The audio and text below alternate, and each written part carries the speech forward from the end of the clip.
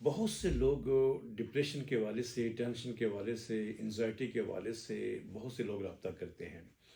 اور ہمارا سال ہر سال سے الحمدللہ فیملی کے اندر جو بھی ہمیں جانتے ہیں، ہمارے علاقے سے ہیں، ان کو خبر ہے اس چیز کی کہ اس مرض کا علاج ہماری فیملی کے اندر، خاندانی حکمت کے اندر نسل در نسل سے الحمدللہ جاری ہے۔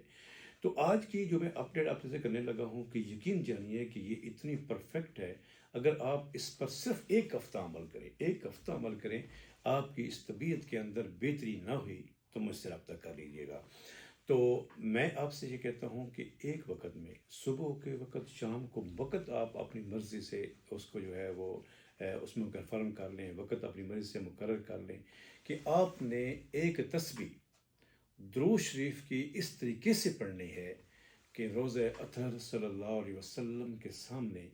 آپ بادب کھڑے ہوں، آپ کی نگاہیں جھکی ہوں، اور پوری توجہ کے ساتھ آپ درود شریف پڑھیں۔ اگر آپ کی توجہ ہٹ بھی جائے تو اپنی توجہ کو پھر فوکس جو ہے وہ اسی پر کریں۔ انشاءاللہ اگر آپ اس طریقے سے کریں گے تو انشاءاللہ وہ راحت نصیب ہوگی کہ آپ سوچ نہیں سکتے۔ نہ صرف مرض سے نجات ہوگی بلکہ عمل کی توفیق بھی ہوگی، اور نبی کریم صلی اللہ علیہ وسلم سے عشق اور محبت جو ہے وہ انشاءاللہ بڑھے گا،